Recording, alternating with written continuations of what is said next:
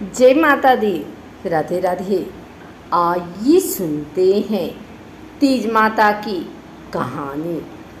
एक औरत अपने पति से बहुत प्यार करती थी। उसका पति हमेशा बीमार रहता था।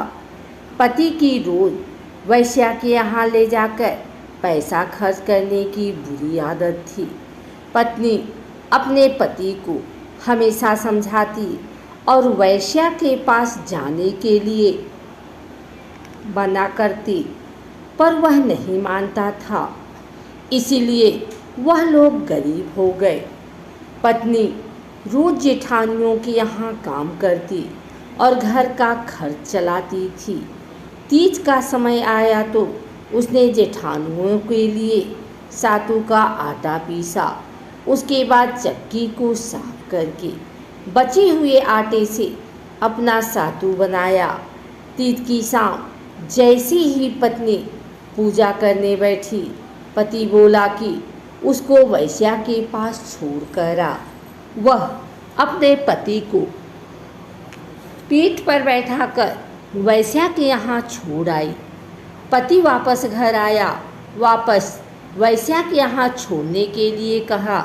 पत्नी ने ऐसे 6 बार किया। 7वीं बार छोड़कर घर वापस आते समय रास्ते में तालाब के किनारे नीमड़ी थी।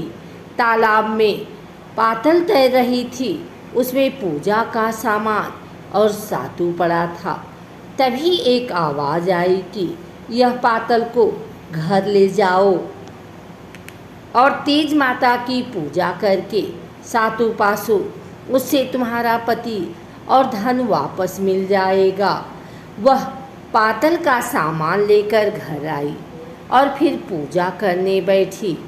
पूजा करके सातू पासने बैठी तो फिर से उसके पति की आवाज़ आई। पत्नी दिन भर की भूखी और प्यासी थी, फिर भी उसने पति के लिए दरवाज़ा खोला।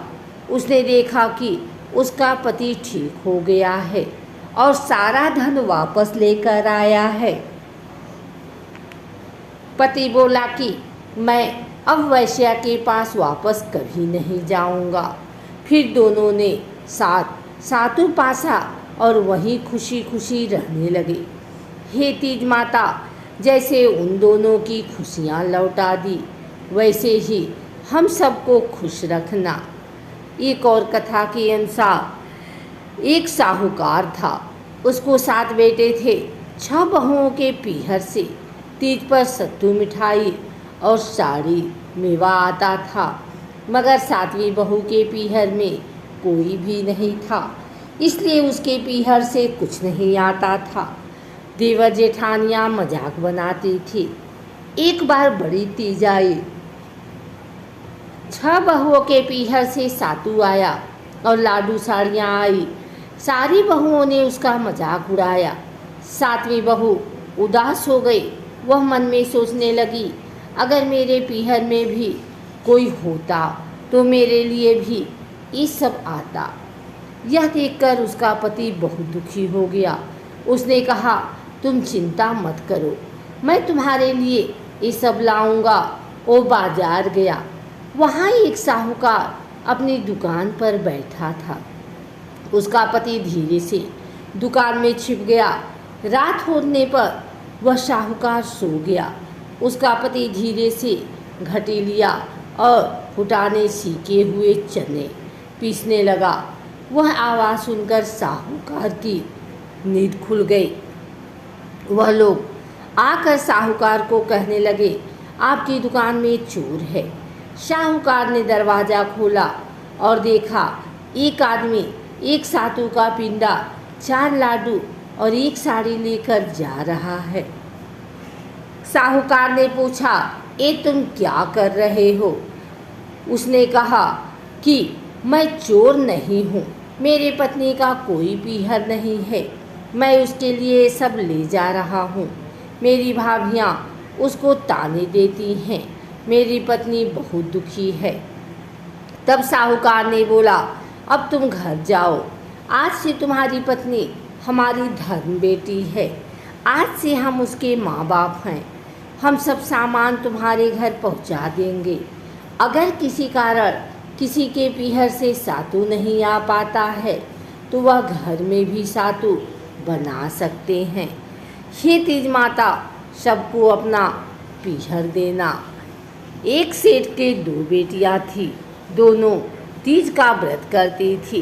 पूजा के बाद बड़ी बेटी सातु के साथ नीम की पत्ती खुशी से खा लेती थी। छोटी बेटी सातु के साथ नीम की पत्ती नहीं खाना चाहती थी क्योंकि उसे वह कड़वा लगता था। कुछ समय बाद दोनों की शादी हो गई। बड़ी बेटी के ससुराल में उसे बहुत प्यार मिला, सब उससे बहुत खुश थे, पर छोटी बेटी ससुराल में खुश नहीं थी। उसका सबसे झगड़ा होता था।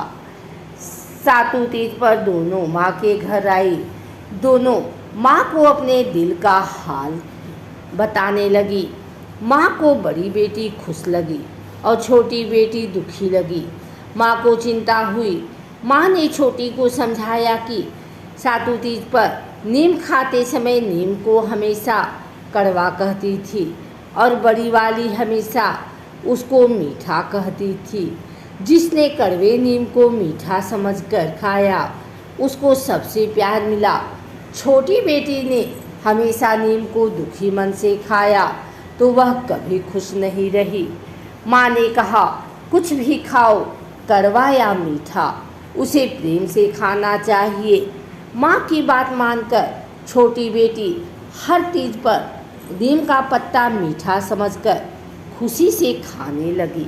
उसके बाद छोटी को भी ससुराल में प्यार मिलने लगा और वह खुश रहने लगी। कहते हैं, जो भी खाए उसे भगवान का प्रसाद समझकर खा लेना चाहिए। एक तालाब में एक मेढक और एक मेढकी रहते थे। मेढक हमेशा भगवान गणेश जी का नाम लेते हुए जय गणेश कहता। वह मेढक को भी गणेश जी का नाम लेने को कहती, लेकिन मेढक हमेशा मना करता था। एक दिन एक औरत तालाब में पानी भरने के लिए आई और घड़े में पानी भर के घर ले गई। पानी के साथ साथ घड़े में मेढक और मेढकी भी चले गए।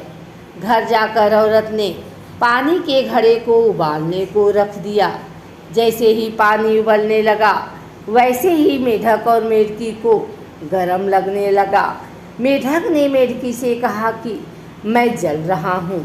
तब मेढकी ने कहा कि भगवान गणेश जी का नाम लो, अब वही हमें बचा सकते हैं। उसने कहा कि मैं तुम्हें हमेशा कहती थी, लेकिन तुम कभी नहीं मानते थे। तब मेढक बोला कि चलो अब हम दोनों साथ साथ भगवान गणेश जी का जप करेंगे। वह दोनों जय गणेश बोलने लगे। तभी गणेश जी ने घड़े पर पत्थर फेंका, घड़ा फूट गया। मेढक और मेढकी उछलकर संकट से बाहर निकल गए। हे भगवान गणेश, जैसे आपने मेढक और मेढकी का संकट दूर किया, वैसे ही आप हमारा संकट भी दूर करें।